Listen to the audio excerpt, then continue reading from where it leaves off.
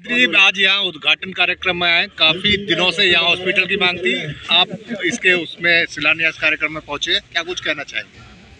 देखिए, यशोदा हॉस्पिटल की श्रृंखला में आपसे रिक्वेस्ट है आप लोगों से शिलान्यास हुआ है और लोनी विधानसभा में डिमांड भी थी। मुझे लगता है कि दिनेश अरोड़ा जी और इनका परिवार चिकित्सा के क्षेत्र में बहुत अच्छी सेवाएं दे रहे हैं। जब हॉस्पिटल ये बन के तैयार हो जाएंगे तो यहाँ मेडिकल की वो यहाँ नागरिकों बहुत जरूरी भी ऐसा मैं समझता हूँ कि प्राइवेट सेक्टर का इन्वेस्टमेंट भी हमारे लिए आवश्यक है और इस दिशा में उन्होंने कदम उठाया और हम उनको धन्यवाद देते हैं।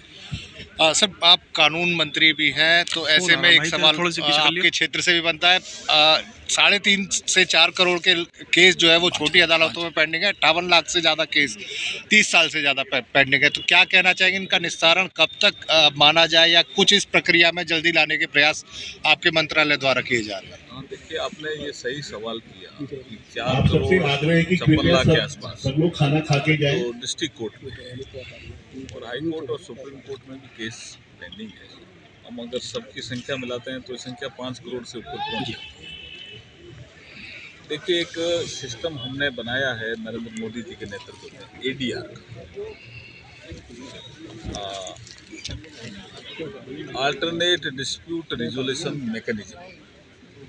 ये हमने तेजी से आगे बढ़ाया है, जिसमें आर्बिट्रेशन भी एक माध्यम है, मीडिएशन भी एक माध्यम है, लोक अदालत भी एक माध्यम है और टेक्नोलॉजी का प्रयोग करके जो हमने तीनों नए कानून जो 1 जुलाई 24 से लागू किए हैं, IPC की जगह भारतीय न्याय संहिता, CRPC की जगह भारतीय नागरिक सुरक्षा संहिता और इंडियन एविडेंस एक्ट की जगह भारतीय साक्ष्य अधिनियम, उसमें हमने कुछ पोर्टल बनाए हैं जिसमें मुकदमों की सुनवाई भी जल्दी होगी। टाइम फ्रेम तय किया है।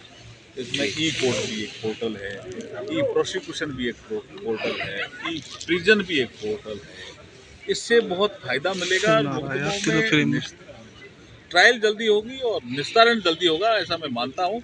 और आने वाले समय में ये संख्या घटेगी, मुकदमों की जो पेंडिंग संख्या वो घटेगी। मंत्री जी, लगता है कि कहीं ना कहीं इतने 5 करोड़ से ज़्यादा जो लंबित मामले हैं, कम से कम 300 साल से ज़्यादा का समय लग जाएगा इनमें, जिस प्रकार से? नहीं, ऐसा नहीं है जी।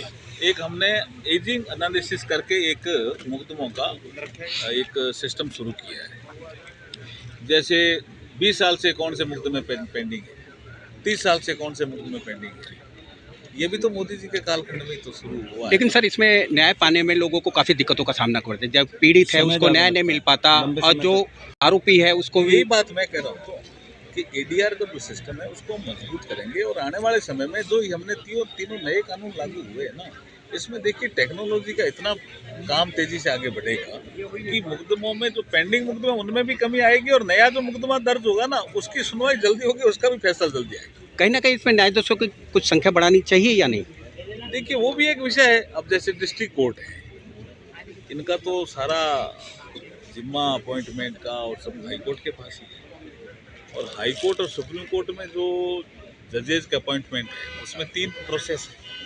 हाई कोर्ट से कॉलेजियम से नाम आता है और वो नाम फिर सरकार के पास एक कोई प्रक्रिया उसके तहत रहता है, फिर वो सुप्रीम कोर्ट कॉलेजियम में जाता है, उसके बाद कुछ सहमति बनती है, किसमें सहमति नहीं बनती। तो ये तो प्रक्रिया अभी से तो है नहीं, 93 से है, लेकिन फिर भी हम इस प्रक्रिया को भी, जैसे इसमें कोई मामले आते हैं, हम जैसे हाई कोर्ट कई बार नाम भेजने में देरी करते हैं, तो हम लगातार जो हाई कोर्ट के चीफ जस्टिस हैं उनको भी कह रहे हैं और जो हमारे सुप्रीम, आपने देखा होगा ना, आज ही शायद कल एक ज्वाइन किया है सुप्रीम कोर्ट में, तो वैकेंसी एक है, इस दिशा में लगे हुए हैं। सर, अच्छा, पश्चिम उत्तर प्रदेश में भी हाईकोर्ट की जो बेंच है उसकी मांग काफ़ी समय से चल रही है, तो क्या उस दिशा में सोचा जा रहा है? क्योंकि यहाँ से इलाहाबाद और लखनऊ पहुँचना पश्चिम में, जैसे यहाँ इलाज की बात थी कि दिल्ली और सहारनपुर से यहाँ बड़ा हॉस्पिटल नहीं था तो लोगों को आज उपलब्ध हो रहा है, ऐसे में यहाँ कानून का सहारा लेने के लिए कोई ब्रांच नहीं है। देखिए, ये एक तो डिमांड आती है बहुत ज़्यादा मेरठ से, दूसरी डिमांड आती है हमारे पास आगरा से और देश में और भी ऐसे स्थान हैं जहाँ से ये डिमांड आती है। अब एक हमारा प्रोजेक्ट है जिसको हम E-कोर्ट प्रोजेक्ट 3 कहते हैं। इसके माध्यम से मुझे लगता है कि इन सारी समस्याओं का समाधान हम करने में सक्षम हैं। जल्दी इसमें कोई आपको सकारात्मक परिणाम देंगे।